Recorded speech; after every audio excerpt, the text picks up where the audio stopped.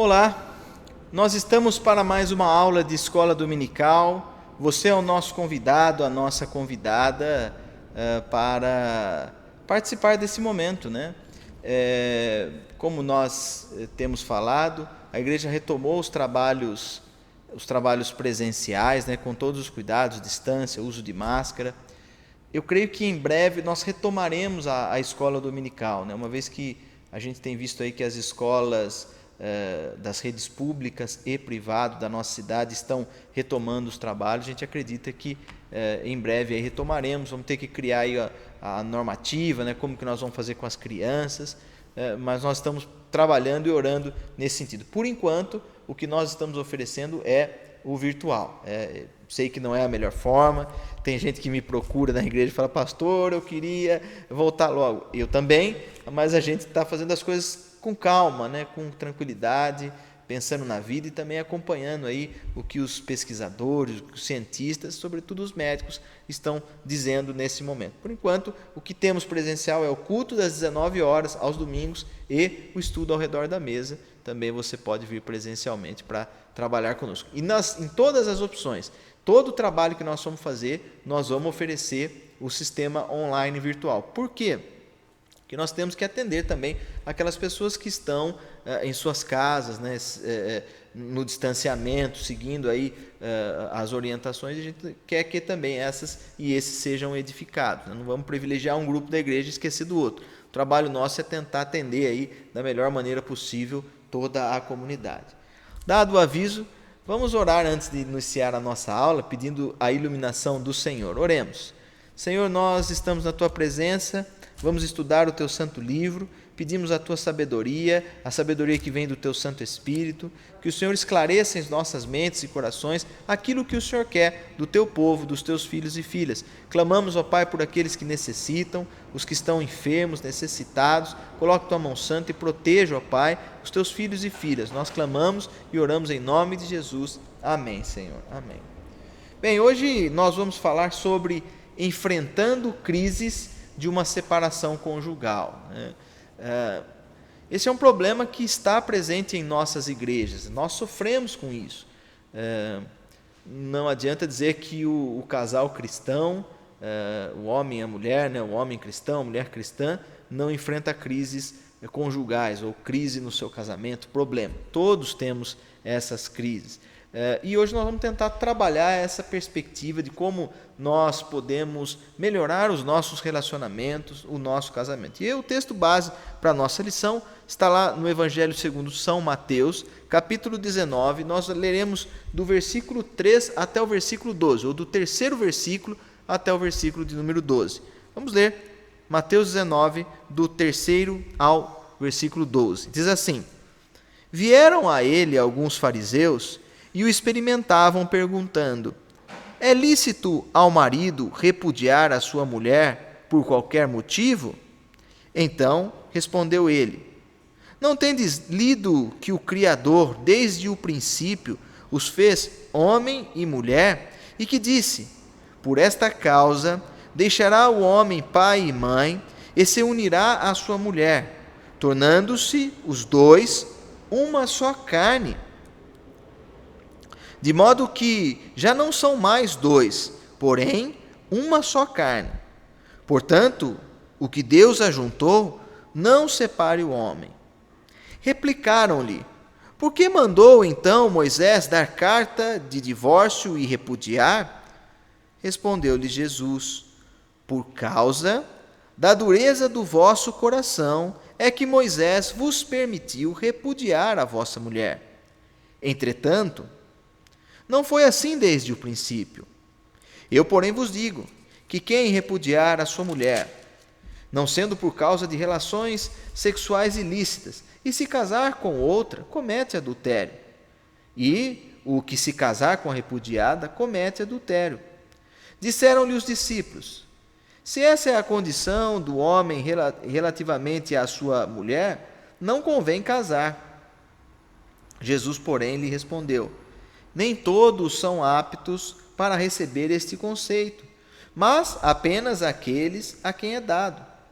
Porque há eunucos de nascença, há outros a quem os homens fizeram tais, e a outros que assim mesmo se fizeram eunucos por causa do reino dos céus. Quem é apto para admitir, admita. Amém por esta palavra. Enfrentando crises de uma separação, crises nos nossos relacionamentos, crise nos nossos casamentos.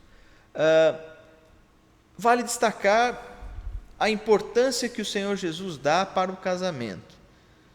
Ele diz assim, eu quero repetir com você os versículos 4 ao 6 do capítulo 19 de Mateus. Então respondeu ele: não tendes lido que o Criador desde o princípio fez homem e mulher e disse: por esta causa deixará o homem pai e mãe e se unirá à sua mulher, tornando os dois uma só carne. De modo que já não são mais dois, porém uma só carne. Portanto, o que Deus ajuntou, não separe o homem. Está aí, né? O Senhor Jesus é muito claro dizendo da importância de nós lutarmos por termos uma vida conjugal saudável. É um desafio, mas nós devemos diariamente nos exercitar para termos um relacionamento transparente, claro, que tenha carinho, que tenha dedicação, que tenha autenticidade, que nós saibamos comunicar, expor as nossas ideias, respeitar. No casamento nós temos duas sentenças, né? Duas cabeças bem diferentes, mas o texto bíblico está desafiando a sermos uma só carne. Eu acho que a analogia aqui perfeita é da boa comunicação, é sabermos respeitar os nossos espaços, o homem da mulher, a mulher do homem, e assim nós vamos superando as crises. E por que nós vamos tratar desse tema? Porque muitas famílias estão enfrentando a crise da separação conjugal, o que, na maioria das vezes, é muito doloroso e deixa marcas desagradáveis. Olha, veja bem, eu não quero aqui dizer que o casal cristã não divorcia. A gente sabe que tem situações na vida que é melhor mesmo que cada um siga um caminho. Mas até para que exista um divórcio, uma separação, é preciso de cuidado, né? É preciso fazer isso com maturidade, é preciso de acompanhamento pastoral, para que tudo ocorra de uma maneira menos dolorosa possível, né? Não tem como eliminar a crise, a dor. Toda separação tem marcas, feridas, mas o nosso cuidado é para que isso aconteça da maneira mais amena possível, né? Se é que existe a possibilidade de assim ocorrer. Mas antes disso, né, o que a igreja quer propor e o que nós queremos pensar é que você lute pelo seu casamento, lute pelo seu relacionamento. Para a gente pensar nisso, né, dados do IBGE de 2014, entre os anos 2004 e 2014, né, ou seja, nesse lapso de 10 anos, houve um aumento de 161,4% no número de divórcios no Brasil, ou seja, aumentou muito a quantidade de casais que estão se separando. A média da duração de um casamento é de 15 anos. Veja só, os casamentos durando pouco tempo, as pessoas enfrentam crise. E como eu disse aqui, nós não estamos fechando os olhos. Tem situações, e eu não quero aqui entrar em méritos pessoais, mas existem situações que não tem jeito. O próprio Código Civil prevê isso. As leis do nosso país permitem que exista uma separação, um divórcio. Eu quero ler com você a lei de número 10.406, artigo 1572, diz assim: qualquer dos cônjuges, ou seja, tanto o homem como a mulher, poderá propor a ação de separação judicial, imputando ao outro conduta desonrosa ou qualquer ato que importe a grave violação dos deveres do casamento e torne insuportável a vida em comum. Está aí, né? Seguindo a própria legislação, o Código Civil do nosso país, é previsto que exista separação quando chegamos a uma situação insuportável.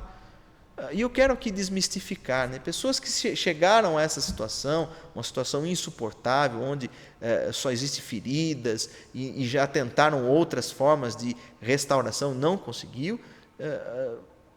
Nós entendemos que a separação é o caminho. E a igreja quer cuidar dessas pessoas, das duas partes, né? Pensar na reconstrução da vida de cada um, né? Da maneira como esse ou essa entender que deve seguir. Então, essa perspectiva que nós queremos trabalhar. Agora, de acordo com a Bíblia, o que nós acabamos de ler agora, o cristão e a cristã podem divorciar? Será que nós podemos? Qual é a sua opinião sobre o divórcio e segundo casamento, né? O que você pensa sobre o divórcio e se as pessoas podem casar por uma segunda ou até outras vezes, né? Aí, vamos pensar, né? Já para tentar assim levantar o debate, é como o Senhor Jesus disse aqui na leitura bíblica. Deus criou o homem e mulher pensando para que fossem uma só carne. Mas é óbvio que o coração humano ele tem dificuldades. E aí então os seres humanos encontraram no divórcio, na separação, uma forma de resolver um conflito, né? Uma situação insustentável. Ou seja, então a separação existe por causa da dureza do nosso coração. Os efeitos são danosos nas nossas relações, por termos os corações endurecidos, por sermos insensíveis com a outra pessoa. Isso gera crises e as crises vão aumentando até que as marcas ficam tão expostas, tão abertas, que já as pessoas desistem do tratamento. E aí elas então optam pelo divórcio. Então,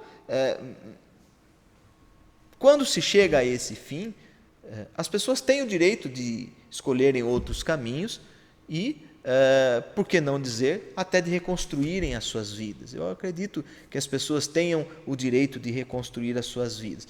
E a igreja tem de acompanhar esses processos, né? Nós temos que cuidar desses que estão feridos. Agora, um ponto fundamental para pensarmos também, entendemos que existe o divórcio, que às vezes medidas precisam serem tomadas, né? A cisão, a separação, mas não podemos esquecer e termos a consciência de que o propósito divino é para que o casamento dure para sempre, ou que seja indissolúvel. Esse é o propósito de Deus para a nossa vida. A gente entende que situações acontecem e que são insustentáveis, mas nós defendemos que o casamento foi criado por Deus e nós devemos insistir, lutarmos para que ele seja eterno. A segunda parte do versículo 6 que nós lemos diz assim: portanto, o que Deus ajuntou, não separe o ser humano, né, ou o homem. Tá aí, o Cristo está nos desafiando, olha, que o seu casamento seja único, né? Dedique-se, empenhe-se, invista no seu casamento, não perca tempo, não espere as coisas piorarem, né? Procure ajuda. Se você não está conseguindo resolver o seu conflito, procure o pastor, o presbítero, a presbítera, a liderança da igreja, a pessoa que você confie, para que a gente possa te ajudar nesse momento de crise. Nós precisamos lutar, perseverar por nossos casamentos. Para que a gente tenha uma ideia da importância do casamento para Deus, os profetas, né, os homens e as mulheres de Deus, comparavam a vida conjugal com o relacionamento de Deus com o seu povo. Jesus Cristo e a igreja já no Novo Testamento. Vamos ver na carta aos Efésios, no capítulo 5, Efésios, capítulo 5, nós vamos ler o versículo 31 ao 33. Veja essa característica que nós acabamos de citar. 31 ao 33, diz assim: eis porque deixará o homem a seu pai e sua mãe, e se unirá à sua mulher, e se tornarão os dois uma só carne. Grande é esse mistério, grande é esse mistério, mas eu me refiro a Cristo e à igreja. Não obstante, vós, cada um, de per si, também ame a sua própria esposa como a si mesmo, e a esposa respeite ao marido. Vejam só, né? O autor bíblico aqui compara a importância dessa união da importância como Cristo é com a sua igreja, né? Como Deus para com o seu povo. Nós devemos investir no nosso casamento. Não deixe, não pense que o divórcio é a melhor saída, né? Não é. Vale a pena se esforçar. Não quero ensinar ninguém a resolver conflitos, mas eu quero te desafiar a se esforçar para que o seu casamento dê certo, né? Para que as coisas possam fluir melhor na sua casa. Então a gente entende que vale a pena investir. O Senhor Jesus falou que Deus uniu, as pessoas, os seres humanos não podem separar, mas para que isso aconteça, nós precisamos exercitar o perdão, oferecer perdão para que exista restauração. Veja que importante esse ponto, né? Nós precisamos perdoar para que o processo de restauração ocorra nos nossos casamentos, nos nossos relacionamentos. Ainda que exista o divórcio, ou mesmo se queremos evitar o fim de uma vida conjugal, nós precisamos exercitar o perdão. Se o seu casamento está em crise, comece com o perdão. A partir do perdão, certamente você vai dizer, é difícil perdoar. Sim, é difícil, mas lembre-se do que Cristo fez por nós na cruz. Ele morreu na cruz por nós. Ou seja, se Cristo fez isso, nós também podemos nos esforçar por amor a esse Deus e pela manutenção do nosso relacionamento. O profeta Oséias nos chama a atenção para isso, né? Numa crise entre Oséias e sua esposa Gomer, Oséias pensa em desistir do casamento, e aí vem o versículo 1 do capítulo 3 do profeta Oséias, diz: Disse-me o Senhor, vai outra vez, ama uma mulher amada do seu amigo e adúltera, como o Senhor ama os filhos de Israel, embora eles olhem para outros deuses e amem bolos de passas. Está aí. Jesus, ou melhor, Deus aqui na perspectiva do profeta, anuncia o perdão, né? O profeta que já estava cansado do seu relacionamento é desafiado a perdoar a sua esposa como Deus perdoava o povo que constantemente era infiel e agia, né, adorava outros deuses, agia de maneira divergente àquela que o próprio Deus o chamou. Esse é o perdão que deve marcar os nossos relacionamentos. Então a gente entendeu que o casamento é criado por Deus e nós devemos investir nos nossos casamentos. Entendemos que o perdão é uma forma de nós restaurarmos os nossos relacionamentos. Agora, o último ponto para nós fecharmos essa reflexão. Você precisa, e eu também preciso, agir preventivamente, a fim de evitar a crise conjugal. Como que é agir preventivamente? Olha, é tentar antecipar as coisas. Se você sabe que tem dado pouca atenção para sua esposa ou para o teu marido, é hora de você repensar um pouco a sua agenda, né? Talvez, será que não é hora de você desmarcar um pouco dos compromissos, dar uma atenção, prestar mais um cuidado aí na sua casa? Precisamos incentivar e agirmos antes que a coisa aconteça, né?